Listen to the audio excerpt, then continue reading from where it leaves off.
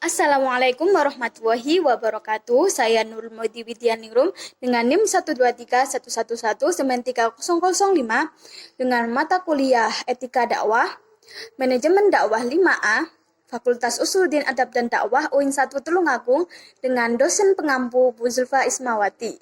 Nah, di sini saya akan menjelaskan tentang etika dakwah dalam perspektif hadis. Nah, di dalam Islam itu para mukmin itu dalam menentukan hukum atau suatu pasti berpedoman dengan Al-Quran serta hadis. Karena dalam Al-Quran dan hadis kita bisa meneluskan mana yang baik dan salah. Karena di dalamnya terdapat firman Allah dan sabda Nabi Muhammad.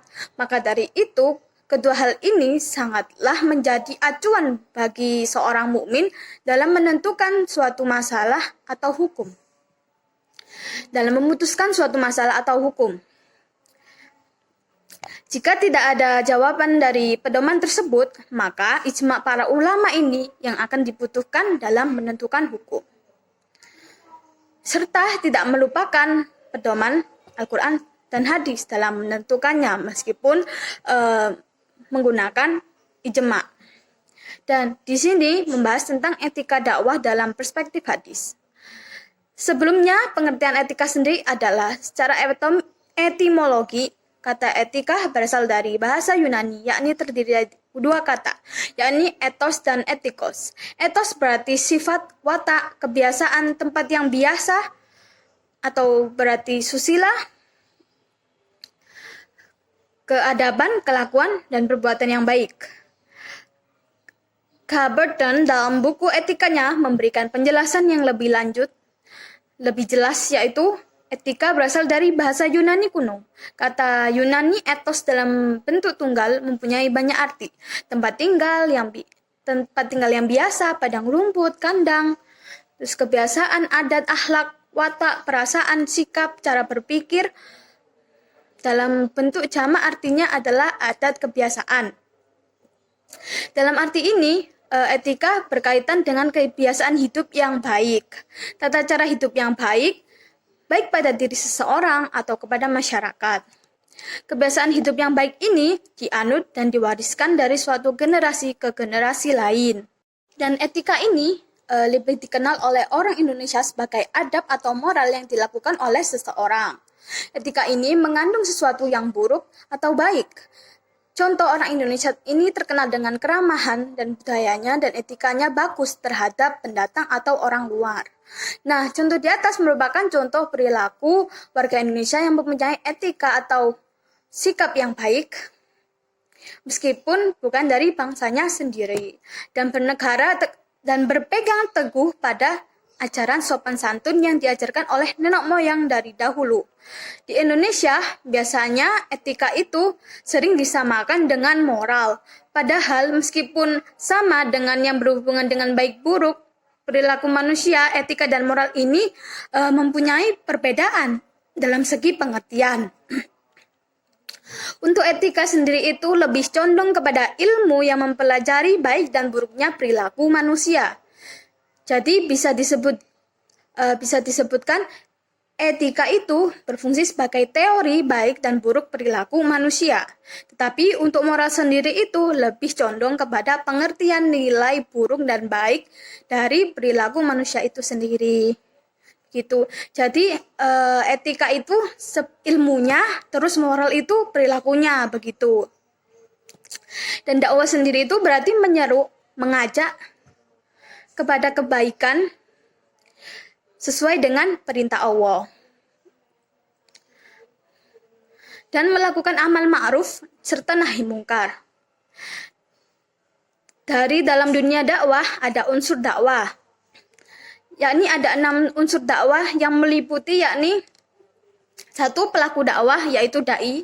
2. Mad'u adalah objek dakwah atau sasaran dakwah. 3. Materi dakwah. Yang 4. Wasilah atau media dakwah, yang 5 thoriqah atau metode dakwah, dan 5 atsar, efek dakwah. Dakwah sendiri itu mempunyai berbagai macam cara baik dalam hal formal maupun informal, karena dalam berdakwah bisa dilakukan kapan saja dan di mana saja. Karena hal baik itu yang dibicarakan atau dilakukan itu merupakan sebagian dari dakwah itu sendiri tanpa disadari. Dan berdakwah bukan hanya di atas panggung saja, karena dakwah itu luas, bukan hanya lingkup kecil yang hanya kita lihat di panggung. Dalam berdakwah banyak cara yang dilakukan. Contoh bisa dibalut dengan komedi, tegas ataupun lemah lembut dan sebagainya. Dan setiap dai itu mempunyai ciri khas yang berbeda-beda.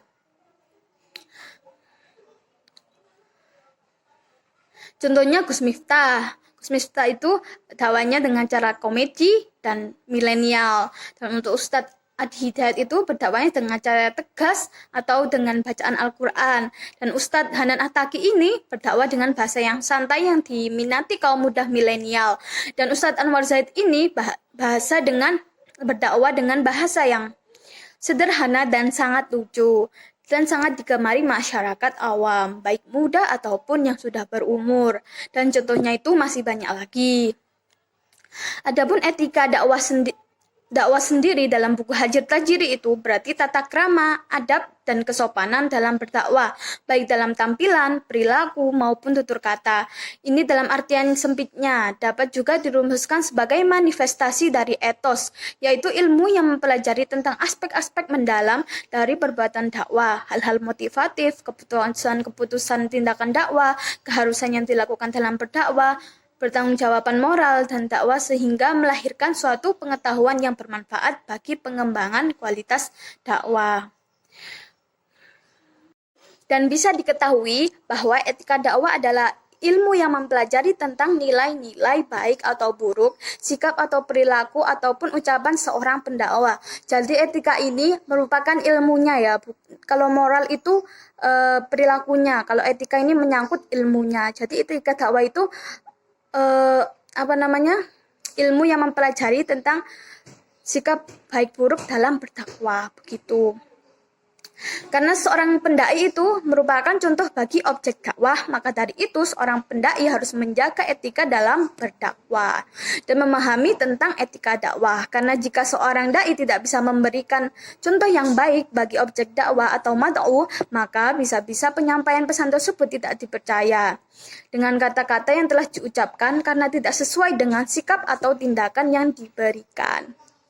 Adapun etika yang paling baik itu dicontohkan oleh baginda Rasulullah SAW, yang mana mempunyai budi pekerti yang luhur, kesabaran yang luar biasa, dan sikap lemah lembut yang bisa menjadi contoh seorang dai masa kini, yang tidak pernah membalas kejahatan orang Quraisy yang dilakukan kepada beliau. Tetapi beliau mendoakan orang Quraisy itu agar dibuka hatinya, tanpa ada dendam yang ada di dalam hatinya. Dan beliau merupakan suri tauladan yang terbaik di dunia ini.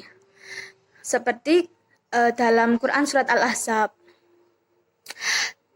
Hadis sendiri itu adalah kata benda isim dari kata al-tahdis yang berarti pembicaraan, dan dari segi bahasa hadis itu terbagi banyak dalam beberapa pendapat dalam terbatas sempit dan ada yang memberikan pengertian secara luas. Pengertian hadis secara terbatas diartikan sebagaimana yang diberikan oleh Mahmud Tauhan adalah sesuatu yang disandarkan kepada Nabi berupa perkataan dan perbuatan atau persetujuan atau sifat.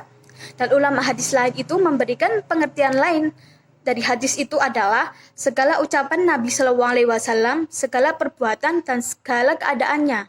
Dan sedangkan pengertian hadis secara luas sebagaimana yang diberikan oleh sebagian ulama seperti At-Tibi berpendapat bahwa hadis itu tidak hanya meliputi sabda Nabi, perbuatan dan takrir beliau saja, juga meliputi sabda, perbuatan dan takrir para sahabat, hadis mauquf, serta tabi'in hadis mauqti. Sedang menurut ahli usul hadis adalah segala perkataan, segala perbuatan, dan segala takrir Nabi SAW yang bersangkut paut dengan hukum. Dari pengertian di atas, dapat disimpulkan bahwa hadis adalah segala ucapan, perkataan, maupun perbuatan Nabi Muhammad. Dan dari pengertian menurut ahli fikih itu, hal yang tidak bersangkutan dengan hukum itu bukan merupakan sebuah hadis. Seperti kesukaan makan atau kebiasaan dan pakaian yang itu tidak masuk dalam hukum, itu bukan disebut dengan hadis. Nah, jadi hadis itu yang bersangkutan dengan hukum Islam. Jadi kalau tentang kesukaan Rasulullah begitu itu tidak termasuk hadis gitu.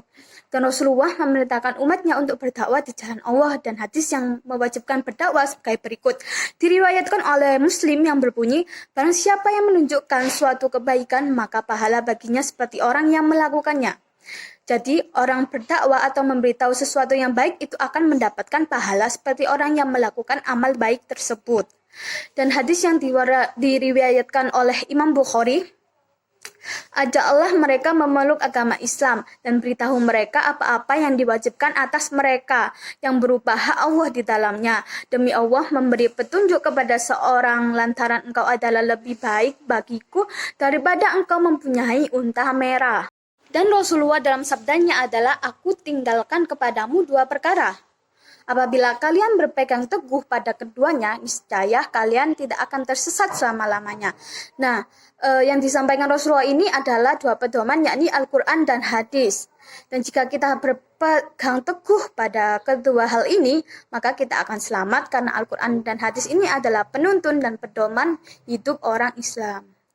Dan etika dakwah dalam perspektif hadis sendiri ini adalah hadis sendiri kan merupakan suatu perkataan, perbuatan, dan ketetapan Nabi. Dalam hal ini menyangkut ke dalam etika dakwah. Karena etika merupakan ilmu yang berkaitan dengan nilai-nilai baik atau buruk, sikap atau perilaku, ataupun ucapan seorang pendakwah. Karena seorang pendakwah merupakan contoh bagi objek dakwah, maka dari itu seorang pendakwah harus menjaga etika dalam berdakwah dan memahami tentang etika dakwah.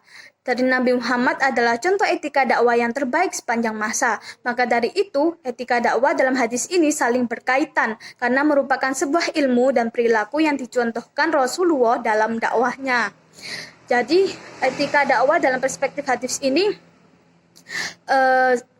etika dakwah itu sangat diperlukan dalam penyampaian dakwah karena merupakan ilmu seorang dai dalam menyampaikan dakwah. Dan Rasulullah merupakan contoh yang baik untuk berdakwah. Begitu, sekian dari saya. Kurang lebihnya saya mohon maaf. Semoga bermanfaat. Wabillahi taufiq wal hidayah. Waridho wal inayah. Assalamualaikum warahmatullahi wabarakatuh.